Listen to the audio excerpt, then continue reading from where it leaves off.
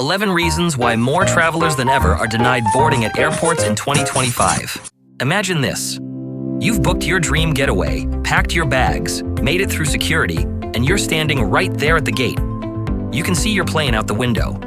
But just as you go to board, the agent looks at you and says, "You can't get on." More travelers than ever are being denied boarding at airports in 2025, and some of the reasons will leave you speechless.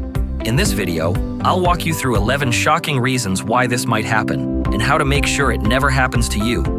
And trust me, number 11 is the kind of thing that would ruin your entire trip, and it's happening more than you think. Let's get into it. Reason number 1, your carry-on is too big and you refuse to check it. Airlines are getting strict, like really strict, about carry-on bags. Even if you think it fits the overhead bin, gate agents now have measuring racks and they're actually using them. If your bag doesn't fit, they might ask you to check it at the last minute, and if you refuse, you could be denied boarding right then and there. It's happened to people carrying valuables, meds, or even musical instruments.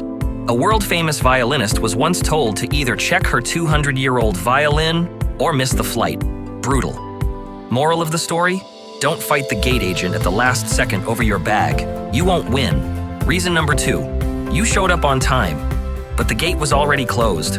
Here's the trick. Flight time is not boarding time. Most airlines close the gate about 15 minutes before departure, but lately, some are closing it even earlier, especially if everyone's already checked in. You could be sitting at the airport cafe, thinking you've got time, and boom, gates shut. Once it's closed, it doesn't matter how loud you beg or how fast you sprint. I've seen people miss their flight while hearing their name called over the loudspeaker, only to arrive at the gate and find it completely deserted. So, whatever time you think you need to be there, get there earlier. Reason number 3, your name doesn't match your ID. This one feels so small, until it ruins your trip. If the name on your flight ticket doesn't exactly match your passport or government-issued ID, you can be denied boarding right at the gate. Airlines don't mess around with this. It's part of strict international security rules. Even using a nickname like Sam instead of Samuel can be a problem if your ID says something else.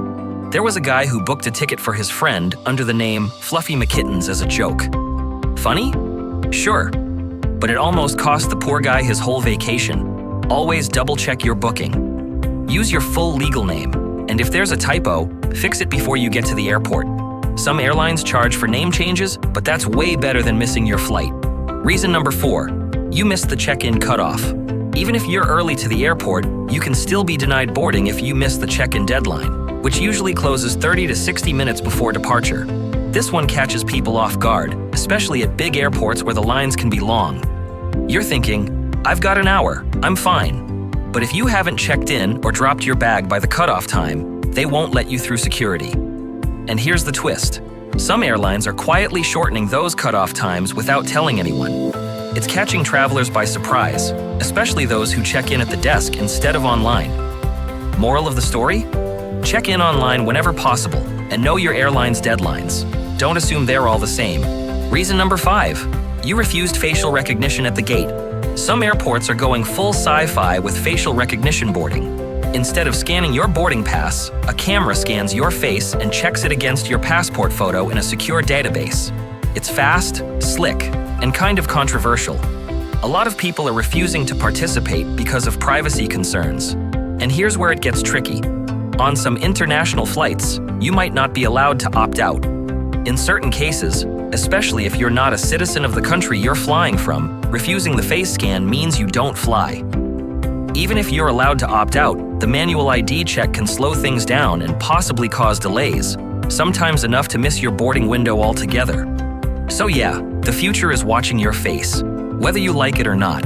Let me know in the comments what you think about this. Reason number 6, you were rude to airline staff. You might not think a little attitude at the gate matters, but it does. Airline staff have the authority to deny you boarding if they believe you'll be a problem in the air. And sometimes, that judgment call is made in a split second. Maybe you rolled your eyes, raised your voice, or argued about a seat change. Doesn't matter if you're right, they can still kick you off. One woman was denied boarding after snapping at a gate agent over baggage fees. Another was pulled aside just for being sarcastic during check-in. Gate agents are trained to spot red flags before passengers even step on the plane. So here's the pro move. Be cool. Stay calm. Smile. Your trip could literally depend on it. Reason number 7. You got bumped from an overbooked flight. Here's the wild part. Even if you do everything right, check in early, arrive on time, smile at the gate agent, you can still be denied boarding. Why? Because your flight was overbooked. Airlines sell more tickets than there are seats, betting on a few no-shows. But when everyone shows up, someone's not getting on that plane, they'll usually ask for volunteers first, sometimes even offering cash or travel credits. But if no one bites, they'll start picking people. And no, it's not always random. Sometimes it's based on check-in time, fare class, or even your frequent flyer status. So what can you do? Check in as early as possible, join your airline's loyalty program, even if you only fly occasionally, and don't book basic economy if you can avoid it. Those seats are often first to go when someone gets the boot. Reason number 8. You smelled weird. Yeah, this one's awkward, but it's real. If a gate agent or flight crew thinks your body odor or cologne is too strong or offensive, they can deny you boarding to avoid complaints from other passengers. It's not just about hygiene. Strong perfume, essential oils, even lingering cigarette smoke can cause allergic reactions or discomfort on a full flight. And here's the kicker. There's no official rulebook. It's totally up to the airline's judgment. So if someone complains, or if the crew thinks there might be an issue mid-flight, they'll play it safe and leave you behind. So before heading to the airport, maybe double-check that you smell fresh, travel-ready, and not scented candle warehouse. Reason number 9. You didn't have the right ID or passport. Not all IDs are created equal, especially if you're flying internationally or even on certain domestic routes. If your passport is damaged, expired, or doesn't have enough blank pages, you could be denied before you even get to the gate. Some countries require at least 6 months of passport validity from your arrival date, not your departure.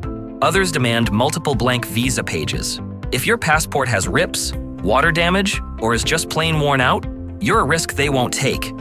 And if you're flying domestically in a country that's enforcing new ID rules, like Real ID in the US, a regular license might not cut it anymore. Bottom line, double-check passport rules for your destination, and don't assume your ID is valid just because it worked last time. Reason number 10. You booked with a glitch and didn't know it. You found an amazing flight deal, everything went smoothly, and your email confirmation looks legit. But when you show up at the airport, they can't find your booking. Or worse, it was accidentally canceled. This happens more than you'd think.